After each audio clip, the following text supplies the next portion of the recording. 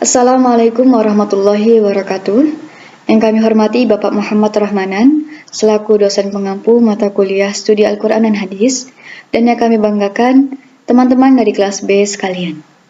Pertama-tama, mari kita panjatkan puji syukur kehadirat Allah Subhanahu wa Ta'ala, yang dengan rahmatnya kita mampu melaksanakan pembelajaran hari ini dengan keadaan sehat walafiat. Yang kedua, sholawat serta salam senantiasa tercurahkan kepada junjungan kita, Nabi Muhammad SAW, yang telah membawa kita dari zaman jahiliyah ke zaman ad-dinul Islam. Kami dari kelompok 2 akan mempresentasikan analisa kisah-kisah di dalam Al-Quran yang mengusung tema Nabi Musa. Lebih tepatnya, kita akan lebih memfokuskan kepada kisah Nabi Musa saat mendapat mukjizat dan kitab Taurat.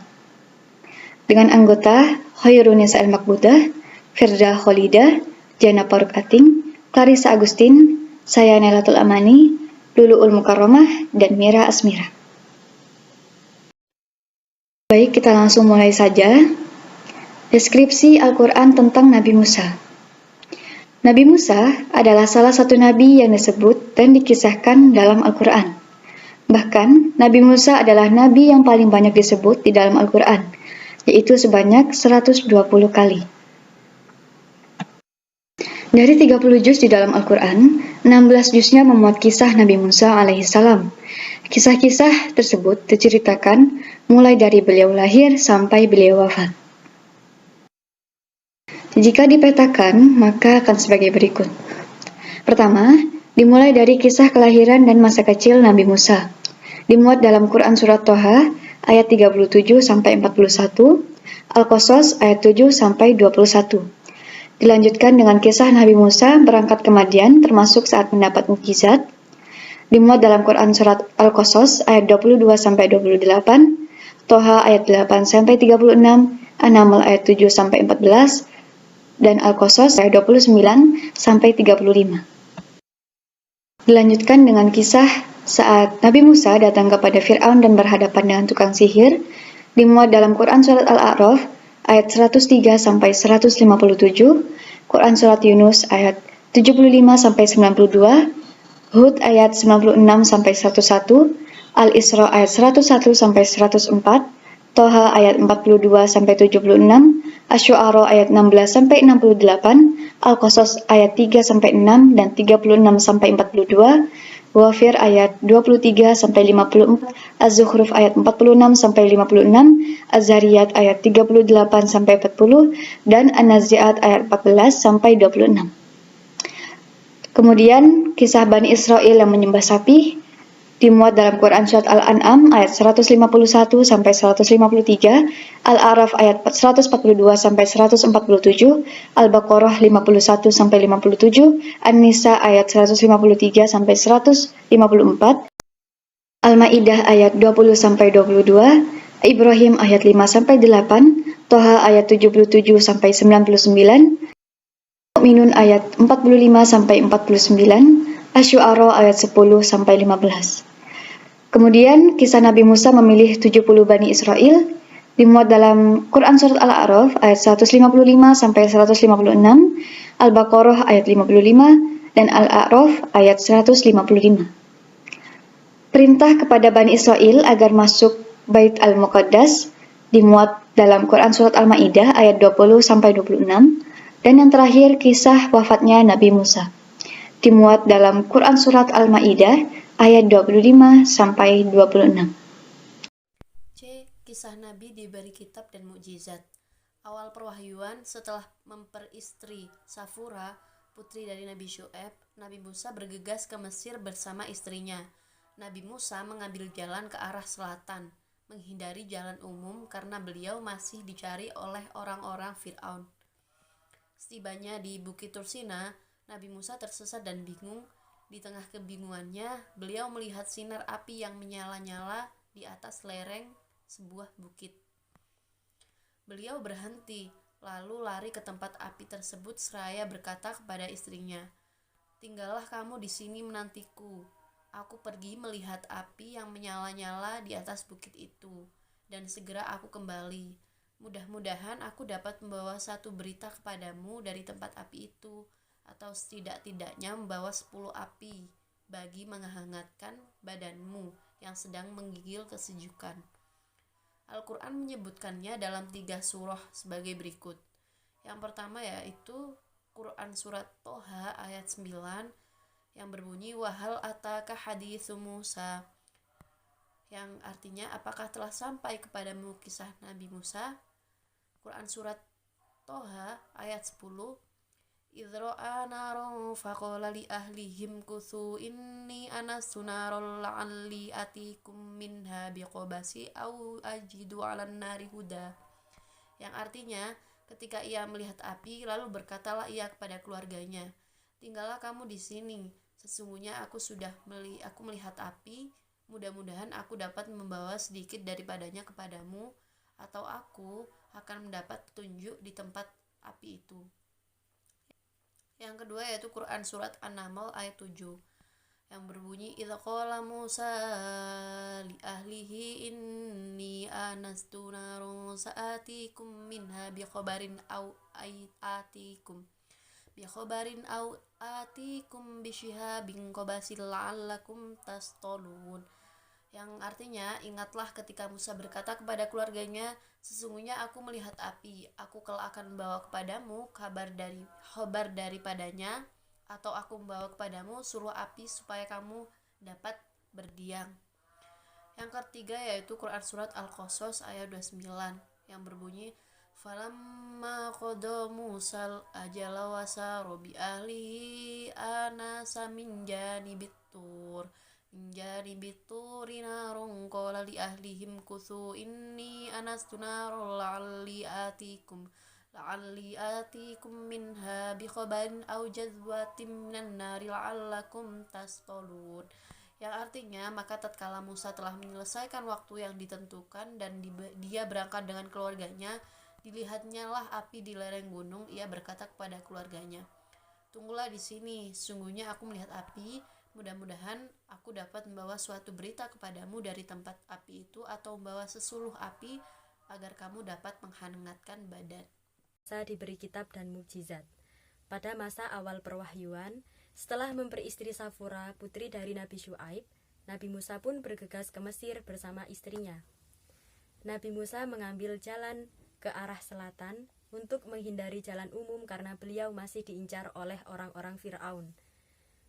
Setibanya di Bukit Tursina, Nabi Musa tersesat dan bingung. Di tengah kebingungannya itu, beliau melihat sinar api yang menyala-nyala di atas sebuah bukit. Kemudian beliau berhenti lalu lari ke tempat api tersebut seraya berkata kepada istrinya, tinggallah kamu di sini dan menantiku. Aku akan pergi melihat api yang menyala di atas bukit itu dan segera aku akan kembali.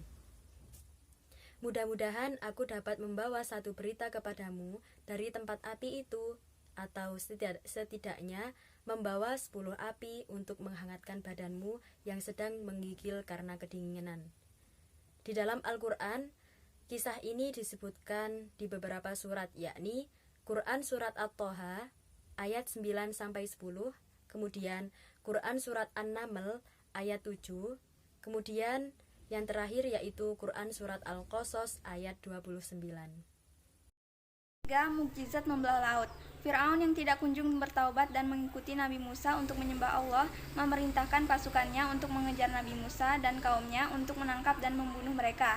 Dalam pelariannya, Nabi Musa bersama kaumnya terjebak di ujung perbatasan laut hingga tidak memiliki jalan keluar kecuali melewati Laut Merah. Allah kemudian memerintahkan Nabi Musa untuk memukulkan tongkatnya ke tanah. Seketika laut terbelah. Nabi Musa dan pengikutnya pun berjalan di tengah-tengah laut yang terbelah. Al-Quran menceritakannya dalam Quran Surah Toha ayat 77 sampai ayat 79 yang artinya, dan sesungguhnya telah kami wahyukan kepada Musa, pergilah kamu dengan hamba-hambaku Bani Israel di malam hari, maka buatlah untuk mereka jalan yang kering di laut itu. Kamu tak usah khawatir akan tersusul dan tidak usah takut akan tenggelam. Maka Fir'aun dengan bala tentaranya mengejar mereka, lalu mereka ditutup oleh laut yang menenggelamkan mereka. Dan Fir'aun telah menyesatkan kaumnya dan tidak memberi petunjuk.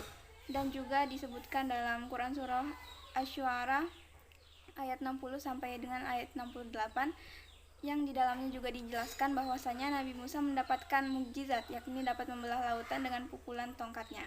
Baiklah, selanjutnya saya Clarissa Agustin akan melanjutkan penjelasan tentang kisah Nabi Musa ketika menerima kitab Taurat. Setelah diselamatkan dari kejaran Fir'aun beserta bala tentaranya, Nabi Musa mendapat wahyu berupa kitab Taurat setelah berpuasa selama 30 hari di bulan Zulqa'dah dan 10 hari setelah bulan Zulqa'dah. Sebagaimana yang disebutkan dalam Al-Quran, Quran Surat Al-A'raf ayat 142. Dan telah kami janjikan kepada Musa memberikan Taurat sesudah berlalu waktu 30 malam, dan kami sempurnakan jumlah malam itu dengan 10 malam lagi.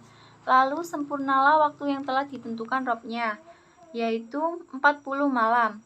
Dan berkata Musa kepada saudaranya, yaitu Harun, gantikanlah aku dalam memimpin kaumku. Perbaikilah dan janganlah kamu mengikuti jalan orang-orang yang membuat kerusakan. Turunnya Taurat kepada Nabi Musa disebutkan sebanyak 18 kali. Ayat-ayat yang menjelaskan Taurat sebagai ayat-ayat yang dibawa oleh Nabi Musa diantaranya Quran Surat Al-Baqarah ayat 53 dan 87, An-Nisa ayat 153, Al-An'am ayat 91 dan 154, Al-A'raf ayat 142 dan 103, Hud ayat 110, Ibrahim ayat 5, Al-Isra ayat 2, Al-Anbiya ayat 48, Al-Furqan ayat 35, Al-Qasas ayat 43, As-Sajdah ayat 23, Ghafir ayat 23, Fusilat ayat 45, Al-Ahqaf ayat 12, dan Al-A'la ayat 18-19. Berikut merupakan salah satu ayat yang menjelaskan tentang kisah Nabi Musa ketika menerima kitab Taurat. A'udzu billahi minas syaitonir rajim. Bismillahirrahmanirrahim. Walaqad atayna Musal kitaba wa qaffayna min ba'dihi birrusul. Wa atayna Isa ibna Maryam al-bayyinati wa ayyadnahu biruhil qudus. Afakullama ja'akum rasulun bima la tahwa anfusukum mustakbartum fafariqan kadzabtum wa fariqan taqtulun. Baik, selanjutnya akan saya lanjutkan mengenai alur kisah Nabi Musa alaihi salam. Kisah Nabi Musa alaihi salam memiliki alur maju, sehingga para pembaca dapat memahami keutuhan jalannya cerita Nabi Musa alaihi salam dalam kisah Al-Quran. Bagaimana kita bisa mengetahui bahwa kisah Nabi Musa alaihi salam memiliki alur maju? Bahwasanya sudah dikisahkan dalam Al-Quran dimulainya dengan awal mula Nabi Musa alaihissalam diberi wahyu kitab Taurat dan mukjizat oleh Allah Subhanahu wa taala untuk menunjukkannya kepada Fir'aun. Kemudian Nabi Musa diberi mukjizat, salah satunya yaitu dengan tongkat yang bisa berubah menjadi ular, dan dengan tongkat tersebut Nabi Musa alaihissalam dapat membelah lautan untuk lari dari kejaran Fir'aun dan prajuritnya, yang pada akhirnya Raja Fir'aun dan pengikutnya tenggelam bersamaan tertutupnya kembali lautan tersebut. Kemudian kisah Nabi Musa alaihissalam dalam Al-Quran memiliki tokoh utama, yaitu Nabi Musa, dan tokoh tambahan, yaitu pertama Raja Fir'aun dan pengikutnya dalam surah An-Naml ayat 12, kedua Nabi Harun dalam surah Yunus ayat 75, ketiga Bani Israel dalam surah Toha ayat 77, dan terakhir pemuka-pemuka kaum Fir'aun dalam surah Az-Zukhruf ayat 46. Adapun latar tempat terjadinya kisah Nabi Musa yang dijelaskan dalam Al-Quran, yang pertama yaitu lembah tua dalam Quran Surah Taha, yang kedua adalah lereng gunung dalam Quran Surah Al-Qasas ayat 29, dan yang ketiga adalah laut dalam Quran Surah Taha ayat 77. Adapun hal-hal yang dapat kita teladani dari sosok Nabi Musa yaitu kesungguhan dan kesabaran dari sosok Nabi Musa, di mana perjuangan Nabi Musa dalam berdakwah dan menyelamatkan Bani Israel dengan mukjizatnya yang bisa membelah laut dari kejaran Fir'aun. Nah, kesabaran yang dimiliki dari Nabi Musa sangat diperlukan dalam menyelesaikan setiap permasalahan yang kita hadapi. Itulah tadi pemaparan materi dari kelompok kami mengenai kisah Nabi Musa. Lebih kurangnya mohon dimaafkan. Wabillahi taufiq wal hidayah. Wassalamualaikum warahmatullahi wabarakatuh. Terima kasih.